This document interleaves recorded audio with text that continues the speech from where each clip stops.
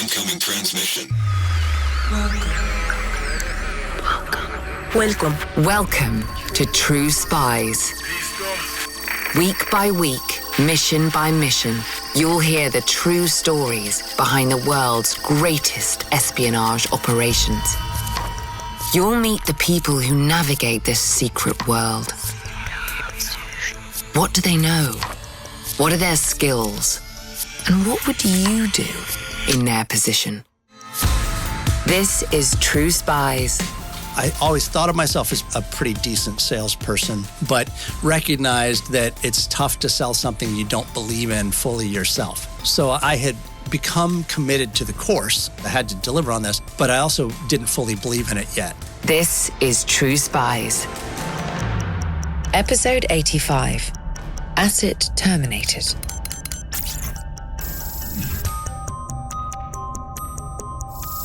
My name is Doug Pattison, and I spent 10 years as a CIA case officer working across a range of targets from high-threat posts to denied area environments. You might be thinking you know the tale Doug is about to tell us. You've heard the episode title, you know this man has the credentials, and now you're waiting for the hook. Every time we talk about asset termination, lay people kind of immediately think of James Bond and guns and, blood. But you're not a lay person, are you? As a True Spies aficionado, you know that nothing is ever that black and white. If you think about it in business terms, you may meet somebody, you may sell them something, and then their need for that product is no longer there, and so you may end that relationship. And so you tend to find that all of these human relationships follow a path, a cycle. And in this case, what often happens with most cases is there's a need for termination. This is not a tale of blood and gore, of silencers and cyanide. It's the real story of what it means to work in the shadows. We see lots in the press about big famous Chinese cases or Russian cases or Al-Qaeda, but there are many, many officers working all around the world against a wide variety of targets. Some of them incredibly sexy and incredibly focused on keeping people safe literally today. And though some of those sexy cases kind of get talked about or are more well-known than this, but the majority of folks out there that are in journeyman case officer roles are out there every day going out and meeting and collecting information in ways that may not be super sexy or high profile, but are important nonetheless. So for me, this was more about what's it like to do the job? What's it like to handle these aspects of it that are maybe a little bit less salacious and more about doing what needs to be done every day, day in and day out. When it comes to recruiting assets and keeping a steady stream of information flowing, your people skills are one of the biggest weapons in your arsenal. But when that information runs dry, or there's no longer a demand for it, how do you stop it? In the real world of clandestine operations, how do you terminate people? It wasn't a comfortable experience. I actually cared about the individual and wanted to make sure that he was okay. I wanted it to go well. This guy had been run by us for a long time, and so he was familiar with the process of being handed off from one officer to another. And so in his mind, I was just the next in the string, and neither one of us knew that I'd be the last in his particular string at that moment. All good things must come to an end, but it may not be the ending everyone was promised. On this episode of True Spies, a story of trust, tradecraft, and termination. Before we get into the ins, and most importantly, the outs of asset handling, it's worth hearing how Doug came to be in the CIA in the first place. So I joined CIA because I wanted to serve my nation, but I wasn't sure in what capacity. Both of my grandfathers had served in the U.S. military in World War II. One grandfather was a fighter pilot in Europe, and he flew fighter missions throughout the latter half of the war. My other grandfather was in the Navy and served in Navy intelligence. So I had grown up idolizing both of those men and what they'd done for their nation, and knew that I wanted to do something similar to that, but also wasn't sure that I wanted to go and enlist or become an officer in the military. Doug is what you might recognize as a classic born-to-serve officer. And while I was in the midst of kind of exploring this and figuring this out as a young, 21-year-old, I happened to come across a CIA recruiter who was recruiting on campus, looking primarily for engineers and analysts and folks in overt roles in CIA. What that means is folks who could talk about what they did and where they worked without getting into details. Their work would still be classified, but they could say they worked at CIA. And I sat down with that recruiter and spent some time, and I had, shall we say, a somewhat lackluster resume from my time in university. My focus had been more on beer and girls than it had been on academics. But he engaged me in a discussion about the various roles, and it was clear that he was unimpressed by my background, but also maybe saw a glimpse of something there in my people skills, and said that basically the only job he thought I might be suited for was the role of a case officer. The recruiter is emphatic. This is not an office job. CIA case officers spend most of their time on foreign streets, recruiting and running assets who collect important information for the US government. Which actually, for someone like myself who was kind of digging for identity, that was a pretty appealing thing. And he said, okay, well, I will make that connection for you. Show up at this hotel in this city in a few weeks' time, and your process will start, but don't tell anybody about it. So far, so easy. But we're talking about the early 90s here, a time before the internet and the age of social media.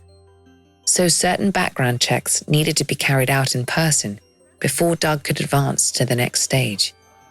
I was living at the time in my fraternity house at the end of school. And of course, they didn't explain the why behind it or the who, but they explained that there was a need for a security investigation. And my fraternity brothers thought it would be hilarious to make up stories about my various predilections or habits or things I would do. And it did not go over very well. Fortunately, Doug's frat brothers weren't as original as they thought. So Doug was heading off to Virginia, to the CIA training facility that seasoned True Spies listeners will know as the farm. There's two primary courses that you're going through. First was a kind of paramilitary familiarization course, right, where you learn to shoot, learn to drive, aggressively learn to do land navigation, parachute stuff, and drive boats and all that stuff. And that was a ton of fun. Physical training every day, getting to really bond well with your teams.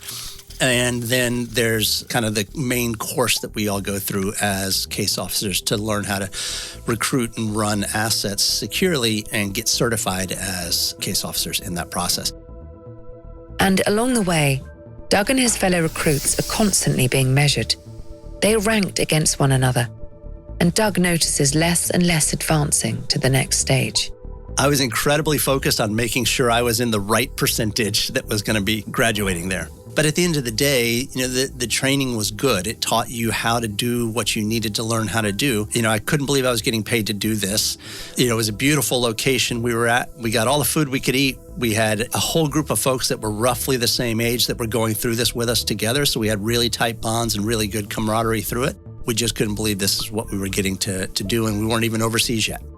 Seems like the perfect gig for a 22-year-old fresh out of college. But now you've graduated from the training, and it's time to see what you're really made of. First things first, where are you heading? I didn't want to serve in the division that was covering Russia, and I didn't want to serve in Europe. I wanted to go somewhere else that, in my opinion at least, felt more exciting, more on the edge. Okay, so Doug isn't interested in getting an easy ride. I was always a little bit of an adrenaline person anyway, and so that meshed with kind of my nature and character. So where does the CIA send a young, self-confessed adrenaline junkie for his first posting? In my case, my first assignment was going to be in a East Asian capital that was known to have some fairly significant terrorist threats at the time. And in fact, had a opening because a case officer had ended up on a targeting list that had been released by one of the local terrorist organizations. So that individual had to go home, meant there was a job opening in that slot, obviously for an officer who was unknown. Remember, at this time, we're all undercover and virtually nobody knows who we are because we're junior officers. And so that opening came up and I was going to be assigned to that particular post. Doug said he wanted something more on the edge. Active terrorist threats. What more could you ask for? Remember, this is Doug's first job.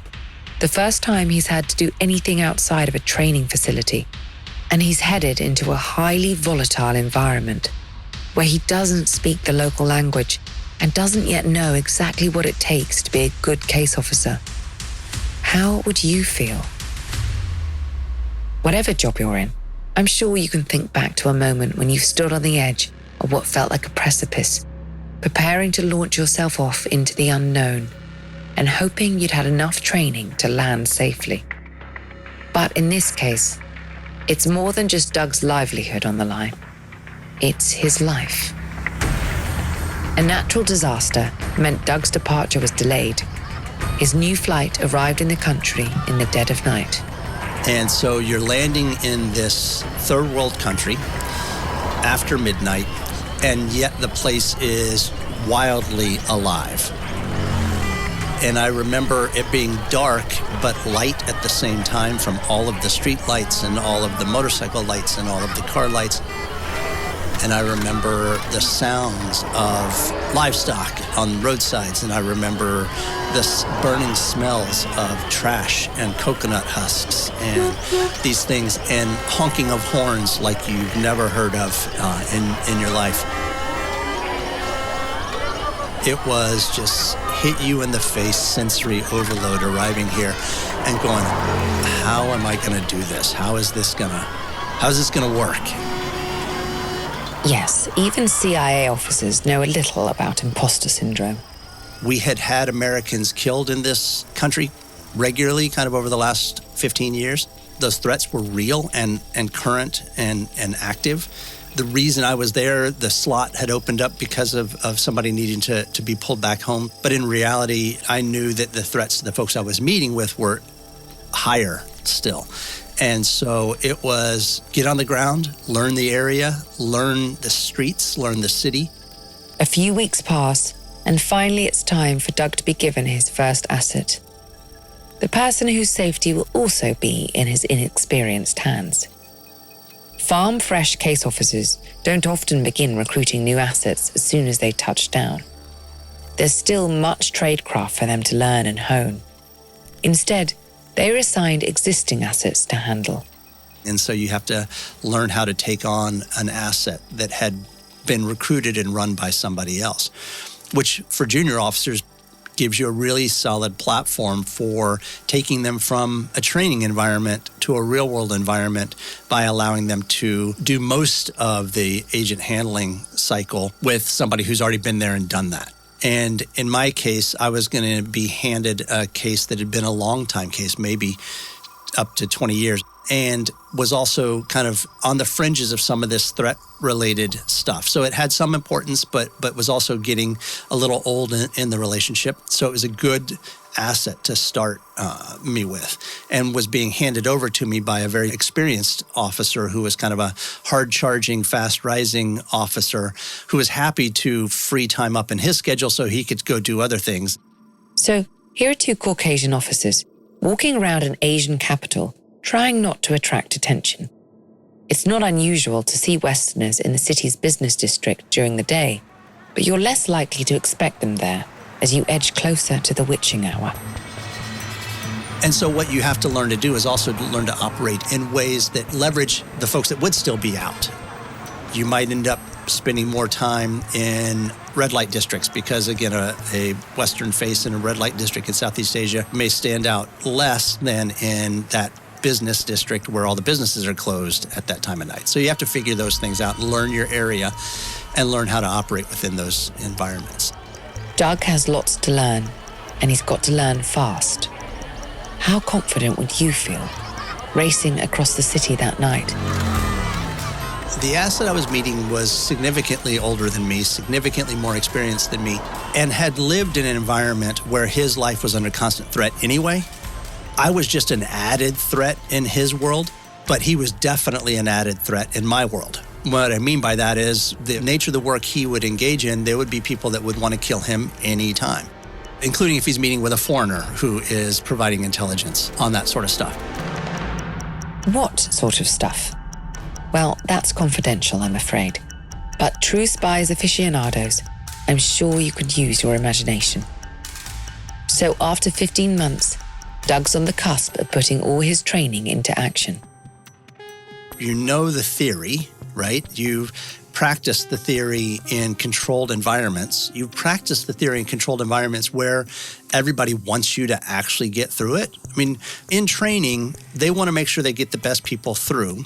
But at the end of the day, it's an incredibly expensive training process. So they don't want people to fail who actually can make it through. So on the one hand, Doug is confident. He's made it through the infamous farm, and his grades suggested he has what it takes. But what if their faith in his ability was misplaced? He's a long way from Virginia now. Once you're overseas, you're meeting with an asset. It's not just his personal security or my personal security that's at risk. He's providing information that we desire to have. And if I don't handle the relationship well, he can get up and he can walk away. If I don't handle the relationship well, he can go to the press and say, hey, here's this secret CIA case officer out here meeting with us. And by the way, he's collecting information on X, Y, or Z thing that you guys should know that they're trying to collect on. So the risk becomes very real. But luckily for Doug, he was the only one who was new to this situation. This guy had been run by us for a long time, and so he was familiar with the process of being handed off from one officer to another. And so in his mind, I was just the next in the string. And what I recognized, though, in this was I had a great opportunity to learn from somebody who had been doing this for a long period of time, and he took it from that controlled environment, because it's no longer controlled in the sense of, the desired outcome is that we both get through this, but that he has power in the relationship to say this is worth continuing or not. And so learning how to interact with him and to leverage the things I learned about him or knew about him to manage the relationship well, that became, in essence, a finishing school for me on the handling of assets that would benefit me throughout the rest of my career. Over the next year, Doug learns more and more about his asset. He had some strong ideological motivations for helping us that were important. He was living in a world where he had to be two people. He had to go do this job that ultimately he was ideologically opposed to, and then he was undermining that job by helping provide information to us. And so I had to understand those aspects of his personality and figure out how to help him, encourage him, those sorts of things through that. But I also recognized that as I'm sitting there with him, I'm engaging with somebody who has a lot to teach me about my craft, not just in, handling an asset, but also in collecting intelligence and turning it into useful reporting. But what exactly were these lessons in tradecraft that Doug's asset had in his locker? How did this man in his 50s help shape a bright-eyed, eager new case officer? At the end of the day, the goal is to have folks who are willing to either do things on behalf of our interests, right, to collect information or to engage in covert action or other things like that, or to stop doing things or stop others from doing things like that. And so success for recruitment is easy. It's recruiting a source and getting them to agree to do that thing. Success for handling an asset is going to depend on the nature of what they're doing. In this particular case, success for handling would be the provision of information of a secret nature that would inform U.S. policy interests and U.S. policy decisions. It was information that was going to help keep Americans safe from threats in this environment, was one significant aspect of it. In this instance, successful handling is measured in the quality of the information that Doug is able to extract from his asset.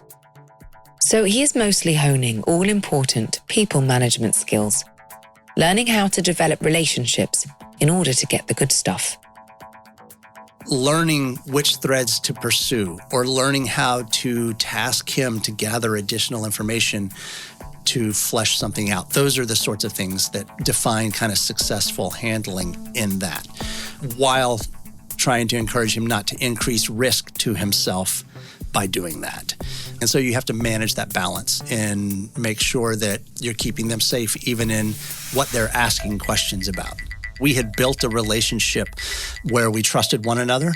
He trusted me that I would keep him safe and that I would take care of the promises I'd made to him while I was with him. He was going to help keep me safe by doing the things he was supposed to do to ensure that we would be able to meet unobserved and that sort of stuff. So we had established a relationship, and it is often the case when you're working with assets overseas, you develop actually pretty tight connection with folks that, because of the risk and because of the trust that's involved, they end up being very intimate relationships, and sometimes with very strong emotional connections between officer and asset as well.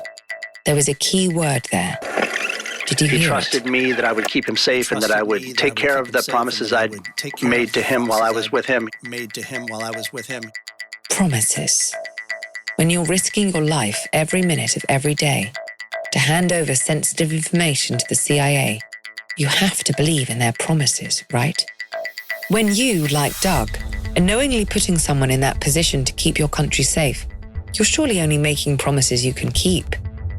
Because there will come a point when those promises will be tested, and it will all come to light when the asset needs to be terminated.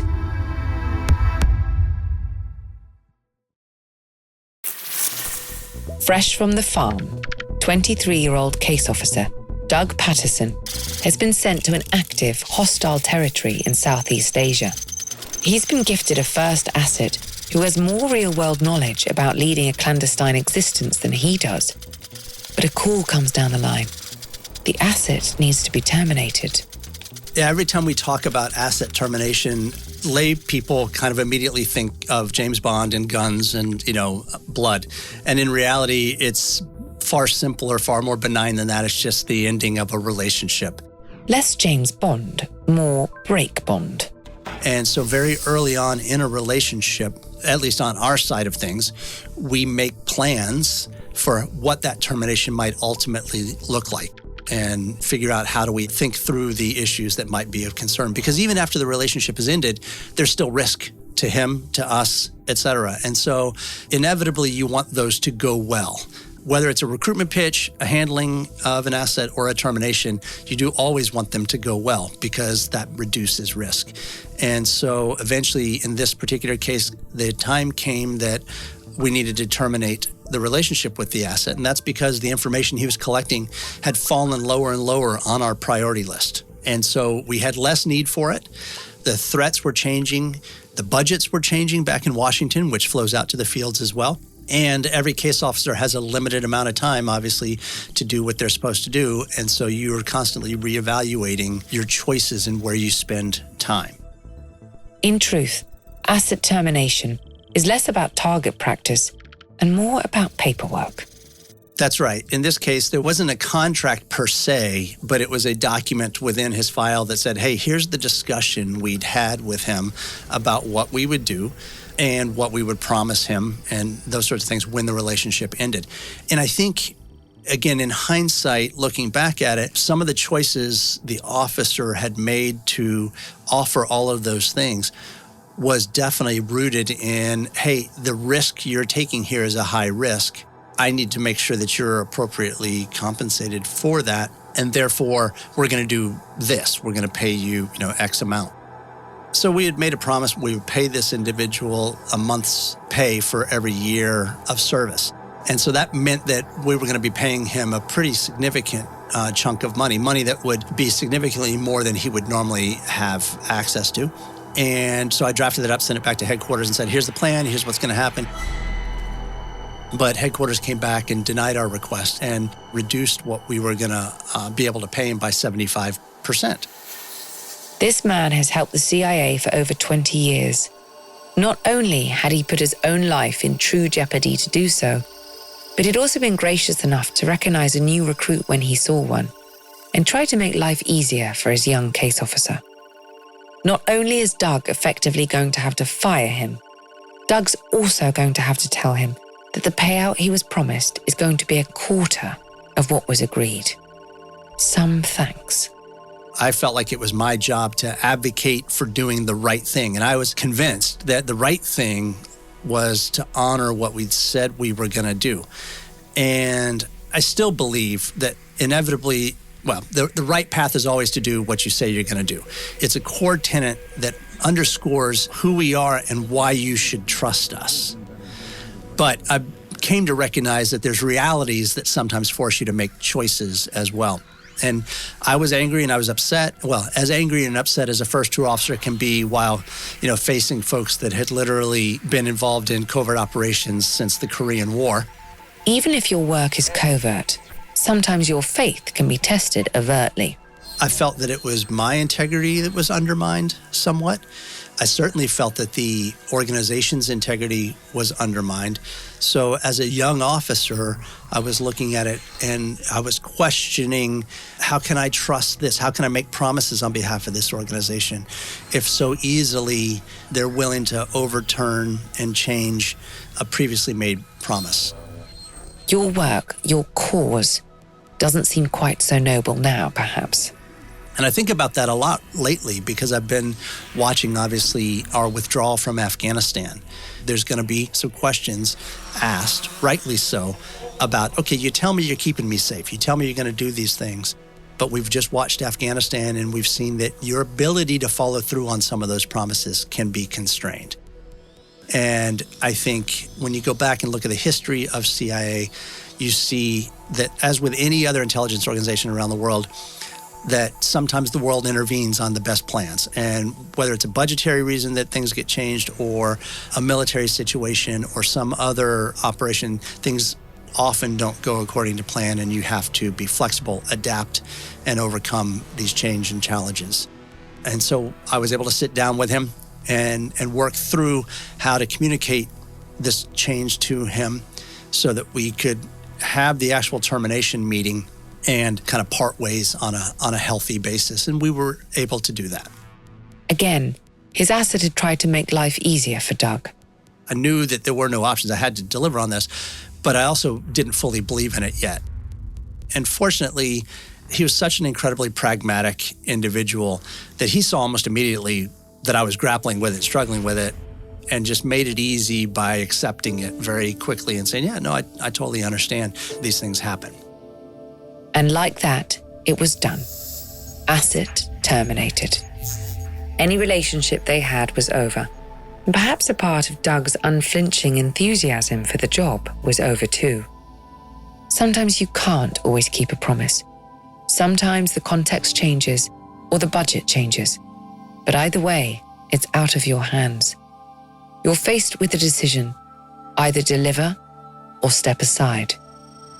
Doug delivered, and in turn learned a valuable lesson that would stay with him for the rest of his career. How somebody else who might have to execute on my promise later would be able to do so or might be hindered to in doing so. And so trying to find ways to not overpromise something and make sure that it was still equitable, but also achievable. Almost 3 decades later, this story is still important to Doug. Sometimes our formative experiences are the ones we remember most vividly. Doug must have wondered, what happened next? Where did the asset end up? I happen to know that this individual has actually passed away a long time ago, but you still think about those folks and things come unbidden to mind periodically about, hey, where is this person and what are they doing and are they well? And you hope that you've done what you could to keep them safe through that, while also done what you could to support the nation's goals and needs.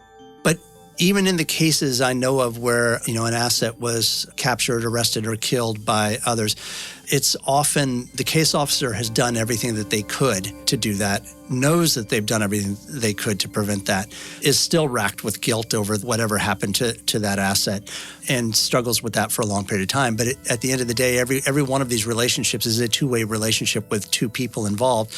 And, the case officer can really only control his or her own actions in this, and the asset has to be willing to do what they need to do to preserve themselves as well. This was Doug's first experience of terminating an asset, or what we might better recognize as letting someone go. But it certainly wasn't his last. What wisdom might a former CIA case officer have to offer when it comes to having those tough conversations? My advice to somebody that's having to do this, whether it's a case officer terminating an asset with more experience, or even somebody in the business world who's having to let somebody go who is older than them or more experienced than them, is one, to start from a position of self-awareness. Two, develop as much empathy as possible for the individual in the role. Three, to be as transparent as possible. At the end of the day, you have a reason why you're doing it. If the reason is budgetary, then you can have a budgetary discussion. But if the reason is performance-oriented, have that performance-oriented discussion. Don't shy away from the reality of the why, right? Execute on the why honestly, because that's how you're going to demonstrate that you respect the other individual. And you want to respect the other individual, even if you're ending the relationship for valid reasons, because they're human and they deserve the same respect. In this case, if a case officer is terminating an asset, they have literally put themselves at risk. Even in those benign environments, every day that asset is breaking a law, and they're breaking a law at our request. They deserve our respect and transparency and empathy in that process. So approach it from that perspective. You can do the right thing and you can do it the right way by showing them respect. Respect. Having due regard for someone's feelings, wishes, or rights. A simple yet highly effective bit of tradecraft we should all have in our repertoire already.